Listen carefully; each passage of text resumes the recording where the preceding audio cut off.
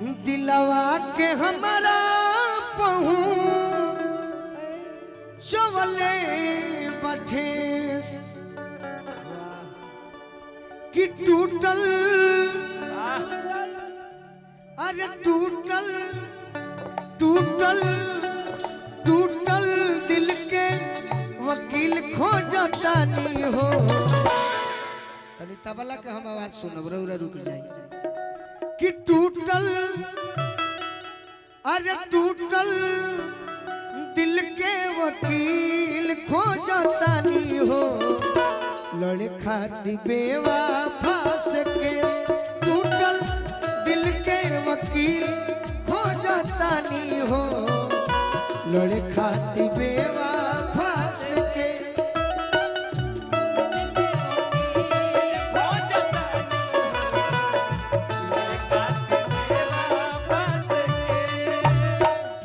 कोइले बाड़ी गलती गलती देखो ये गाना मजाक में होता। एक दिन हम देखनी चंदन भी ये बात के विरोध कैले रहलन हमहू विरोध करतनी कि मंच पर बाड़ी जबे तक हम इनका संग गावतनी। बाकी याद रहे के चाहे कि ऋतु के शादी शुभम पाठक से भइल बा। कोनो गोलू राजा के नाम मत जोड़ दी हो अपना व्यूअर कमाए खाए।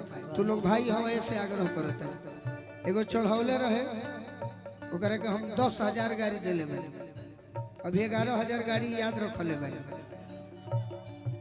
तो ऋतु के संगे कलाकारी में गीत होता इना की चढ़ा दी अपना व्यूअर पावे खातिर कि ये देखिए गोलू राजा आज भी रो रहे हैं। गलती बात ये दोनों जोड़ी हमारा अपन जोड़ी है। ऋतु से पहले से भी हमारा शुभम से याराना हम भाईचारा है। कोइले बाहरी गलती गलती करब न माफ हो। कोइले बाहरी गलती गलती करब न माफ हो। सारा सबूत दे हम उनका खिलाफ हो। उनका खिलाफ दे हम उनका खिलाफ हो। ऋतु तोहरो हो गई सबकर हो गई हमार का होई रे सुना तनी जवन तन होई अगुआ चढ़ते नहीं चढ़ गइल बा जवन चढ़ल बा बस ओकरा के उतार ल। उनका मोहब्बत में ही पर के भइल बा जवन हमार होई पगला के भेल। जवन हमार होई पगला के भेल। जवन हमार होई पगला के भेल। टूटल दिल के वकील खोजता नहीं हो। लड़े खाती बेवफा से के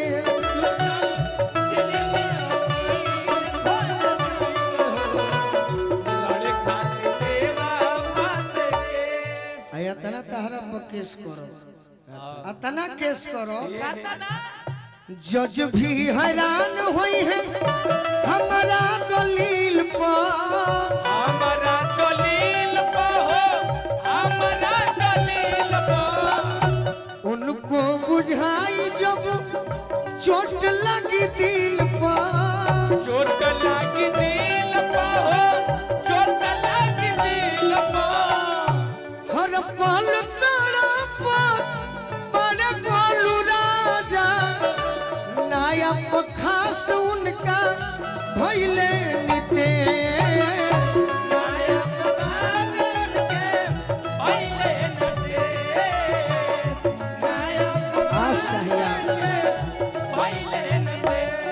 टूटल